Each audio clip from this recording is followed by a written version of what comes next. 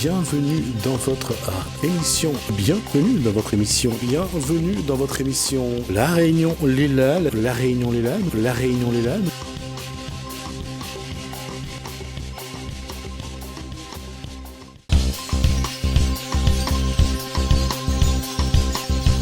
Retour sur le plateau et cette fois-ci pour parler de quelque chose que je maîtrise pas du tout et c'est Farzad qui va le faire.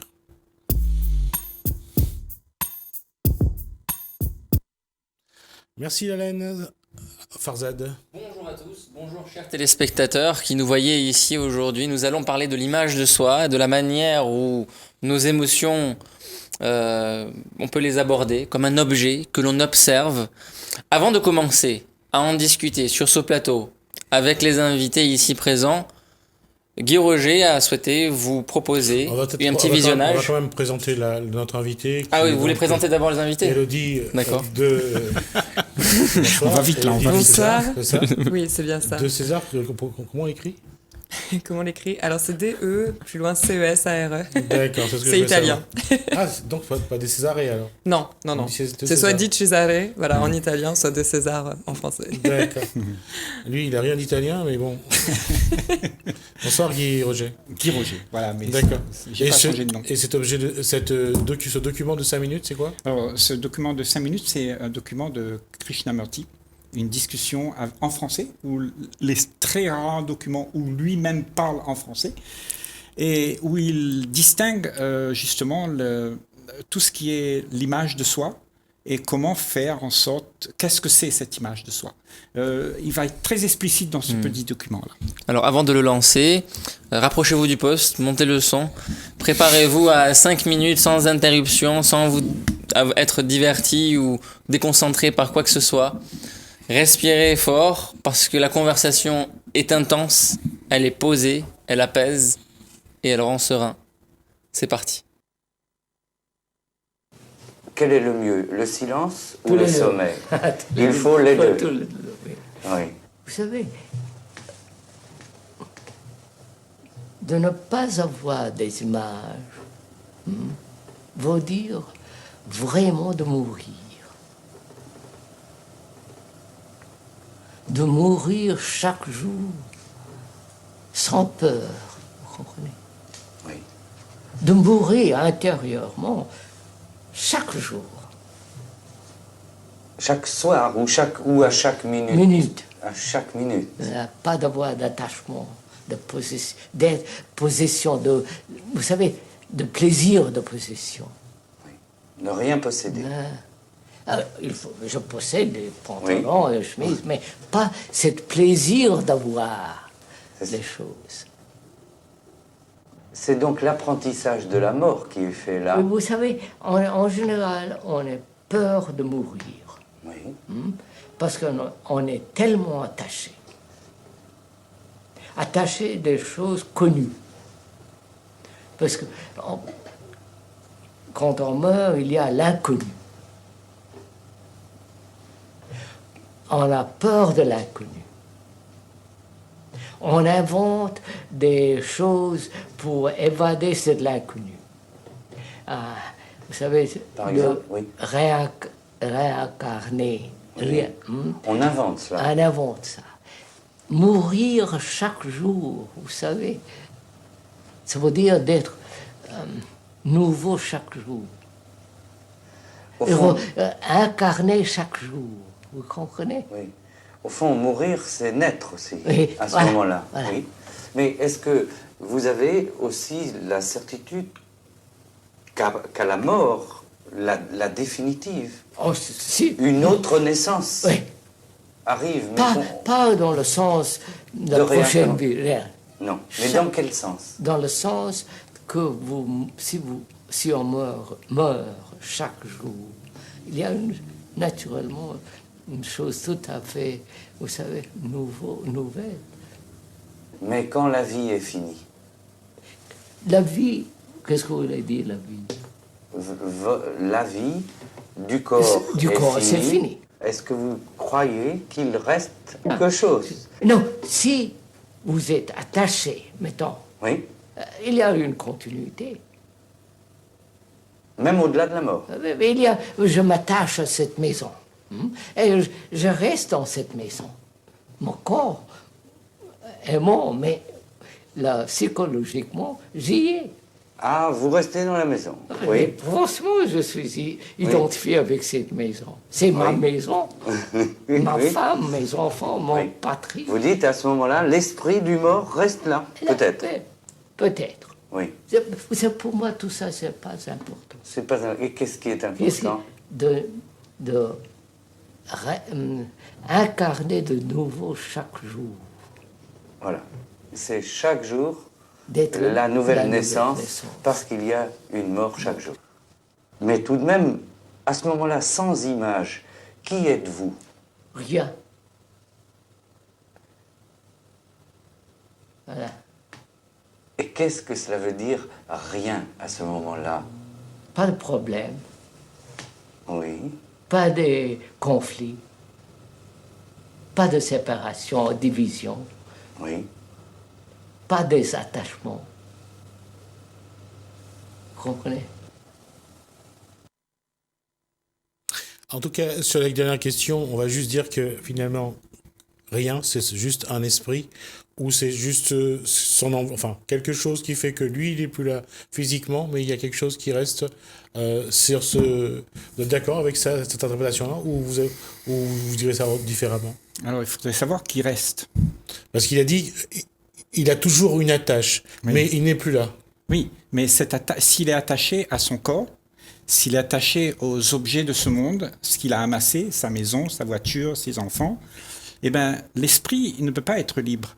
Et l'esprit a besoin de se détacher pour que l'esprit, dans sa nature profonde, existe dans toute son émergence. Ben dans ce cas, on a vu ces contradictions entre son corps physique qui est là, et quand il parle de sa femme, de ses enfants, de la maison à qui il est attaché, et du fait qu'il veut partir comme ça sans attache, donc de dire qu'il devient un esprit. Qu'il est ça, c'est-à-dire il y a déjà l'esprit. L'esprit est libre, lui. L'esprit a toujours été. L'esprit n'est pas là, mais l'esprit s'attache. Et si l'esprit s'attache, il ne peut pas être libre. Mais l'esprit est toujours libre. Mais parce qu'il s'attache, il n'est pas libre. Trouver son équilibre, ce serait vraiment être dans l'attachement du cœur, enfin c'est toujours être dans l'amour, on va dire surtout, et dans le détachement de l'esprit. Puisque c'est l'esprit, si on le pollue par des attachements, par la matière, que ce soit par le biais d'un lieu ou d'une personne, et c'est comme, notamment par rapport aux enfants, souvent, on a envie de l'éduquer de notre mieux, et donc du coup on s'attache à cet enfant, et quand il part, c'est là où c'est douloureux. Alors si on est juste dans l'amour et dans l'attachement, on respecte ses choix. Voilà, et en fait, là, il n'y a plus moi. Moi n'existe pas. À ce moment-là, il y a juste une perception de ce qui se vit. Et cette perception, c'est la vie. La vie se vit. La vie, c'est pas quelque chose qu'on aimerait ou qu'on n'aimerait pas. La vie, c'est ça. Une perception sans émotion, Farzad? Alors, ça peut paraître un peu inhumain, tout ce dont on vient de parler, parce que on peut se dire, une vie sans émotion, une vie sans attachement, on s'attache à personne, et puis c'est fini. Non, c'est pas ça, l'idée. L'idée, c'est de comprendre ici que nous, êtres humains, nous avons fait une erreur. Cette erreur, c'est de s'être uniquement identifié à un corps. Ce qui est vécu à travers le corps, les émotions, c'est bon ça. C'est bon de ressentir l'amour, la joie, la peine de quelqu'un que l'on quitte. C'est un vécu qui est là. Par contre, là où on commence à souffrir, c'est quand on veut garder ça. On veut garder quelque chose qui est éphémère, qui ne dure pas, et on veut faire durer ce qui n'a aucune éternité. Et c'est extrêmement angoissant. L'angoisse naît à partir de ce moment-là. L'angoisse de perdre quelqu'un, l'angoisse de perdre la santé, l'angoisse de mourir, l'angoisse de perdre un job, l'angoisse d'être dépossédé de ce que l'on a. Et bien la vie, tu vois, elle nous entraîne, elle est généreuse, elle nous donne des épreuves, qu'on appelle épreuves entre guillemets, qui vont nous entraîner à nous détacher, à certains moments de notre vie, jusqu'au détachement total, qui est la mort et dont il a parlé là. Et cette mort-là, c'est la mort avant de mourir, c'est-à-dire avant la mort physique du corps, on peut mourir de l'ego. Et quand on est dans cette mort-là, il y a la paix, il y a la sérénité, il n'y a rien, il n'y a aucun conflit. Et il y a quelque chose de neuf, né et rené sans cesse d'instant en instant. Voilà. Mais c'est peut-être à cause de ça, à cause de cette mort qu'on ne veut pas mourir, on veut toujours garder. Là, on crée en nous-mêmes des convictions qu'il y a quelque chose d'autre. On crée des croyances. On dit, je vais m'attacher à ça parce que c'est ça qui va me faire me réconforter face à cette angoisse de lâcher. Donc, on se crée toujours donc des attachements, s'ils sont pas matériels, ils sont psychologiques. Et en fait, on cultive ça toute notre vie et on le passe à nos enfants, à nos générations suivantes. Tiens, je donne un exemple de ce que vous venez de dire là. Aux États-Unis, alors ici en France, on dit « Je veux durer dans la vie, c'est pourquoi je vais faire hériter de ce que je possède à mes enfants. » D'accord ? D'ailleurs, en France, il est interdit de déposséder ou de déshériter ses enfants. Maintenant, peut-être. Mais aux États-Unis, si vous regardez par exemple l'œuvre de la vie de Andrew Carnegie, d'accord ? Il a dit, pendant les 50 premières années de ma vie, je vais gagner, et puis le reste de ma vie, je vais donner tout ce que j'ai, mais pas forcément à mes enfants. Eh ben, l'instinct qu'on a de vouloir garder les choses et d'avoir une image qui perdure dans le temps, fait qu'on ne peut pas partager les ressources de créativité, d'argent, de finances, de vie en fait. Et c'est le cas en politique. C'est-à-dire, on a un pouvoir, et puis on veut le garder, et on veut le transmettre. Alors effectivement, moi je dirais qu'on est riche, comme vous l'avez dit, en fait, de nos erreurs, et qu'heureusement on passe par ces apprentissages de peur, que ce soit dans le niveau matériel ou autre, parce que sans cet apprentissage, on peut pas justement prendre conscience. Et je pense que c'est important justement de vivre pleinement l'instant présent et de vivre aussi par ses peurs. Et accepter aussi et accueillir surtout qu'on est des êtres humains et qu'au début on a besoin justement, faut complètement comprendre qu'en tant qu'être humain on a vraiment ce besoin de se sentir en sécurité, d'accord, et même d'avoir des croyances. En fait ça vient aussi donc des croyances qui sont liées aussi à la confiance en soi et aux gens qu'on peut avoir. Et pour ce faire, effectivement, toute personne de pouvoir peut justement nous inculquer des peurs pour mieux manipuler les autres, puisqu'ils savent que les êtres humains sont comme ça. Après, du moment où on en est conscient, c'est à nous qu'est-ce qu'on fait avec tout ça en fait. Et c'est pour ça que, justement, c'est vrai qu'on parlait la dernière fois des enfants, en cas de violence, essayez simplement par des paroles simples qui peuvent paraître... Moi j'avais lu ça pour la première fois dans un livre de Laurent Gounel. J'avais trouvé cette scène un peu extraordinaire à mon sens, et je ne comprenais pas comment cette personne avait intelligemment eu le courage de réagir de cette manière. Mais quand on comprend la phase du système du corps humain, comment il fonctionne, et qu'on peut rééquilibrer justement et rétablir un ordre de manière simple, par des mots simples, il y a comme un côté miraculeux et magique, et c'est là où en fait l'être humain a tout en nous pour rassurer l'autre. Lors de situations de violence, moi c'est cette scène que j'ai envie de partager, si vous me permettez, de Laurent Gounel, c'est en fait, ça représente un peu la société actuelle où souvent il y a le chef d'entreprise qui va justement se faire sa propre augmentation en diminuant le salaire de ses employés. Donc il y a des syndicalistes, les gens sont pas contents, il y a à peu près 200 personnes dans une salle. C'est ce qui est expliqué dans le livre de Laurent Gounel. Et tu trouveras le trésor qui dort en toi, pour le citer. Et j'avais trouvé cette scène fabuleuse où cette nana en fait trouve le courage de prendre la parole, monter sur scène et dire au patron, écoutez, si vous réagissez de cette manière, que vous vous autorisez à vous augmenter votre salaire et diminuer ceux de vos salariés, c'est que certainement vous avez de bonnes raisons. Et moi j'étais là, waouh, parce que ça a marché, c'est des préceptes comme on citait la dernière fois qui fonctionnent depuis des années, mais pourquoi ça a fonctionné et comment avoir ce raisonnement d'esprit justement, qui est plutôt sain. Et en fait c'est simple, quand on comprend d'une manière biologique que notre cerveau en fait ça atteint directement les lobes frontaux, qui permet justement de rééquilibrer un ordre. C'est dès qu'on est dans cette émotion qui est plus intense, qui peut permettre de passer à l'acte, ou dans un acte de violence ou autre, le fait de dire « je pense que tu as de bonnes raisons », ce sont des mots qui vont permettre à la personne justement de se sentir en sécurité, mais également de se sentir accueilli dans son intégralité justement, donc ce qui lui permet d'avoir confiance, ce côté sécurisant. Ce qu'a fait cette femme dans cette histoire, quelque part, c'est... Elle a réussi à dire « je t'entends, je te comprends », sans s'opposer à l'individu qu'elle avait en face d'elle. Exactement. Et comme elle ne s'est pas opposée, lui, il n'a pas eu de réaction de contre-opposition, de défense. C'est pour ça qu'elle a contourné sa défense et elle l'a touché droit au cœur, c'est-à-dire à la conscience. Et quand la conscience voit quelque chose qui n'est pas juste, c'est ça rééquilibre. Tout de suite, il y a rééquilibrage. C'est ça. Et c'est pour ça que tout cet attachement à ce qu'on aimerait avoir, tout ce qu'on pense qui va nous donner de la sécurité, c'est une illusion, puisque c'est une croyance. C'est pas une réalité. La réalité, c'est que il n'y a pas de sécurité. La sécurité, c'est quelque chose qu'on fabrique, et pour se réconforter de l'ignorance qu'on a, et de tout ce qui se vit autour de nous qui est tellement dur. Parce qu'à chaque fois qu'on va dans le monde aujourd'hui, il y a beaucoup d'insécurité. Et on a envie de se sentir en sécurité. C'est une chose, c'est légitime. C'est légitime. Mais en même temps, de savoir, si vous savez que ça, c'est éphémère, eh ben là, il se passe quelque chose dans l'intelligence. Et peut-être qu'on peut regarder le monde d'une autre manière à ce moment-là et de voir qu'il y a une dimension beaucoup plus appropriée à l'humain, mais pas à l'individu. Parce que l'individu, oui, mais l'humain avant. Ma question est, sur tout ce qu'on vient de discuter là, quel est le travail que vous faites? Qu'est-ce que vous apportez aux personnes qui viennent vous voir? Alors moi, que ce soit dans un côté bien-être, je conseille du mieux, parce que c'est de l'aide à l'auto-guérison, hein, c'est pas moi qui fais, ce sont les autres. Mais par rapport aux enfants, je trouve que c'est important en fait qu'on ait un apprentissage, donc déjà cette liberté, prendre le temps de communiquer justement sur ses émotions, comment on se sent dans l'instant présent, ça devrait être même chez l'adulte, hein, mais je trouve que c'est important de le faire dès le plus jeune âge, et notamment apprendre au mieux à partager notre apprentissage pour gérer justement quelles sont les clés. C'était ça en fait, quelles sont les clés pour justement gérer nos émotions, parce qu'il y a des solutions. Et plutôt que de leur inculquer des peurs d'ores et déjà, je pense que c'est ça l'important.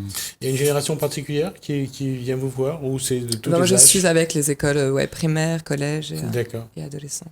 Et c'est de la bienveillance ou autre chose? Il y a la bienveillance, pratique de l'attention, partage avec de la philosophie et liberté de parole. Pour un public jeune dans les écoles, comment ils perçoivent ce que vous leur dites? Comment ils accueillent ce que vous leur dites? Ça se passe très bien. Ils sont très intelligents, justement. Je pense qu'on est dans une société où on ne prend pas en considération la parole de l'enfant et on va les prendre souvent comme des trop jeunes pour comprendre quoi que ce soit, alors qu'au final, ils sont très intelligents et qu'ils ont beaucoup de choses. C'est même eux qui ont à nous apprendre, en fait. Donc déjà, les écouter dans un premier temps, leur accorder ce temps pour nous partager, parce qu'eux-mêmes ont des solutions à nous apporter. Face à, comme je le disais l'autre fois, en fait, faut savoir qu'au jour d'aujourd'hui, au sein des écoles, on les forme sur des attentats, d'accord?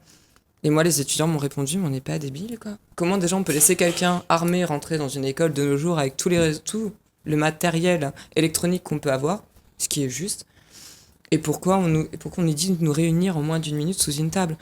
Et puis, comment on en est pu aussi en arriver là, où j'ai des enfants de 11 ans qui me témoignent, comme quoi ils sont rémunérés, qui se touchent 50 € par mois en jouant à des jeux vidéo violents. Ils sont pleinement conscients de ça. Après, c'est leur intérêt. Je les comprends. Mais comment on en est là au jour d'aujourd'hui? Donc, qu'est-ce qu'on peut faire justement pour apporter Moi, je sais que je leur partage la grande question que tu viens de dire, là, elle est bien, parce que comment on en est là aujourd'hui et qu'est-ce qu'on fait? Nous, la société aujourd'hui, on ne fait rien. Nous, je dis nous, c'est la société, c'est toi, lui, elle et lui. Nous ne faisons rien. Parce que on est tellement habitué, on est tellement formaté à faire marcher cette société comme elle se doit, parce que c'est un intérêt pour tout le monde, qu'elle marche, qu'on soit en sécurité, qu'on puisse avoir de l'argent, qu'on puisse avoir de l'économie qui soit faite et tout ça. Et donc, on est pris dans un cercle vicieux. On ne fait rien. À mon avis, si quelqu'un veut faire quelque chose, eh ben, peut-être qu'il faut qu'il ne fasse rien. Tu vois, c'est bizarre ce que je dis, mais rien, ça veut dire que ta tête... C'est pas bizarre, mais il faut quand même que les gens comprennent ce que... C'est étrange ce qu'on dit. C'est-à-dire, à un moment donné, on a vu dans l'interview qui est passée que l'intervieweur est un peu désarçonné. Il dit, mais alors, si vous n'êtes pas tout ça, qu'est-ce que vous êtes? Et Krishnamurti répond, rien. Allons voir c'est quoi ce rien, parce que c'est peut-être rien de tout ce qu'on connaît. Exact. Rien d'aucune des images qu'on a mises. On va juste donner l'inverse tout de suite. Le rien, c'est le tout. Alors, maintenant, on peut continuer. Parce que sinon, ça va pas être facile de faire comprendre aux gens que lorsqu'il a dit rien, c'est qu'il veut être dans un ensemble. Non, mais attends, c'est très simple de comprendre ça. Attends, je vais plutôt élaborer comme ça. Je vais dire, quand vous n'avez pas d'apparence, par exemple, vous n'avez pas besoin du petit crocodile ici pour être quelqu'un d'important. Donc, si vous n'avez pas ce petit crocodile, qui êtes-vous? Rien. Là, vous avez montré une image de vous, et on parle d'image de soi. Il n'y a pas d'image. Et quand il n'y a pas d'image, il n'y a rien. Et ce rien, c'est la vie qui se meut. Alors, juste dire qu'on existe à travers des images qu'on donne de soi. Voilà. À partir du moment où ces images s'effacent, Oui. qui on est? Est-ce que nous existons encore? Ça, c'est la question. C'est quand Alors, les masques tombent, on est ils quelque chose, disparaissent. mais qu'on ne connaît pas. Aujourd'hui, la façon dont tout le monde vit sur cette planète Terre, on ne sait pas. On Parce sait faire que qu'avec c'est des seulement images. l'imagination qui va nous le dire.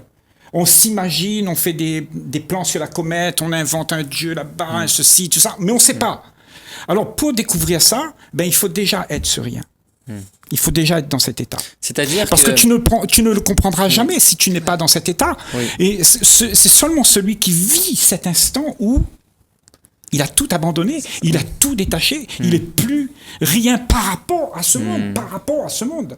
Parce que ce monde te demande d'être quelque chose. C'est pour ça qu'on est déjà Et pas c'est- obligé de traverser des peurs intenses et énormes où on va croire à ce moment-là qu'on va tout perdre, justement, mais de matériel, je parle notamment. Et au final, on s'aperçoit qu'on n'a pas besoin de tout ça, justement, pour Ouais. retrouver à nos propres Alors sources. on a besoin de tout ça, c'est-à-dire on vit avec ça. On a besoin de vivre. Mais l'attachement au plaisir de tout ça nous mène à l'erreur. Faut pas dire là, on va tout abandonner, on a utilisé une voiture pour venir, on a mis de l'essence dedans, on a utilisé des moyens, la télévision, les caméras, la réunion l'est là, on a un présentateur ici présent. Tout cela, c'est utilisé, c'est là. Par contre, l'attachement au plaisir qu'on a à l'image, comme on a vu là à l'instant, qui nous mène à l'erreur. Et là, j'abonde dans votre sens parce que si on veut créer une école, faudrait faire exactement ce qu'on est en train de faire là. C'est-à-dire montrer comment ne pas construire sa vie sur une image et d'être très très attentif. Comme a dit Elodie, si on te paye pour jouer à un jeu vidéo violent où tu es en train de tuer quelqu'un qui est d'un autre pays, est-ce que c'est juste ? Est-ce que tu le vois ? Est-ce que tu as la perception de voir si cette image, tu ne t'y es pas accroché au plaisir de jouer et que tu es en train de te faire conditionner ? Donc montrer à l'enfant, au jeune, comment ne pas se faire conditionner dans un monde conditionnant, et à l'adulte de faire ce pas-là, de lui-même se déconditionner, pas à pas, de se détacher de toutes les images de « moi j'étais une pauvre petite fille »,« moi j'étais un homme battu », « moi j'étais quelqu'un », et de s'identifier aux choses qui se sont passées dans notre vie, de se libérer de ça. On doit lâcher tout ça. Et ça, c'est ce lâchement, ce détachement-là, probablement, si on regarde bien tous les téléspectateurs, c'est la chose qui soit demandée à l'homme le plus difficile de faire. Mais c'est faisable en voyant la stupidité de ce que c'est. Tu vois? Mais la plupart d'entre nous ne voient pas la stupidité parce qu'on a des idées, des croyances que ça c'est bien. Et on nous a vendu la société comme quoi il faut s'attacher, il faut avoir, il faut réussir. Je Mais donne on a un cette exemple sur liberté quelque chose qui aussi. existe en On a la société. Par liberté. exemple, aujourd'hui en société, on a un conditionnement qui fait perdurer notre système, c'est Par exemple, le on va laisser Elodie s'exprimer. juste je vais dire ça. Ouais. Par exemple, le riche justifie sa richesse par ses efforts, son génie, son intelligence, sa capacité à entreprendre. Et il continue, il perdure, il trouve un sens à sa richesse. De même, le pauvre a donné un sens pour aller chercher de l'argent et ne pas rester pauvre. Et rien que ça fait perdurer l'un et l'autre dans sa position. Déjà, après, il y a une classification dans ce que tu viens de dire sur les riches et les pauvres. Qu'est-ce que la richesse, qu'est-ce que la pauvreté? Je pense qu'on pourra en débattre pendant des heures et des heures. Pour moi, c'est quoi la vraie valeur, justement? Je pense qu'elle vient du cœur. Et être dans le détachement. Du coup, j'ai perdu la notion de ce que je voulais dire tout à l'heure. À mon sens, effectivement, c'est très très important d'être dans le détachement. Mais pour ce faire, c'est aussi un apprentissage et sortir. Et oui, voilà, ça y est, j'ai retrouvé, merci. En fait, c'est important pour être dans le détachement. C'est pour moi, même par rapport à ce qu'on a envie de faire, par rapport aux valeurs qu'on nous inculque, en fait, ce qui nous crée des barrières, des limites, que ce soit par le biais de l'éducation ou de la société. Ce qui est très important, c'est qu'on a toujours ce libre arbitre. Si vraiment on veut écouter notre voix intérieure, c'est notre voix du cœur, vraiment, on a cette liberté. Et à tout moment. Je veux dire, c'est pas parce qu'on n'a pas les moyens financiers, on a été éduqués dans telle et telle manière, comme quoi il ne faut pas faire telle et telle chose. Je pense que c'est à nous-mêmes de nous faire. Ce que tu veux notre dire par là, propre c'est-à-dire libre agir arbitre. dans le monde, non en tant qu'être humain et non pas en tant qu'enfant de riche ou alors qu'enfant de pauvre ou pauvre. Mais ça reste des cadres, des classifications. En tant qu'être humain, de manière générale, pour moi, on est tous Parce que des c'est dur ignorants d'exister en égaux. tant qu'être humain. On est Quand tous... tu es né pauvre et qu'on t'a dit tu es pauvre, tu vas rester pauvre, il va falloir que tu travailles, il n'y a pas de travail dans ce monde-là. Admettons. Oui. Et alors, du coup, à partir de ce moment-là, tu as toujours ce libre arbitre de te dire, qu'est-ce que je fais? J'ai pas les moyens. Du coup, je vais faire en sorte, dès que j'ai l'âge, ou même avant, déjà de commencer à travailler pour pouvoir justement m'informer. Et ça, c'est vraiment libre à chacun. Alors, on en reste là, je suis désolé, on reste là parce qu'on a déjà dépassé le temps qui était imparti. Alors, on reviendra dessus si vous souhaitez une prochaine fois. Merci à vous, en tout cas, Élodie de César, Farzad Faizi et Guy Roger. Merci pour cette discussion très intéressante. On abordera sans doute la suite la prochaine fois. Merci à vous de nous avoir suivis. Bienvenue dans votre émission. Bienvenue dans votre émission. Bienvenue dans votre émission La Réunion Les Lalles. La Réunion Les Lalles. La Réunion Les Lalles.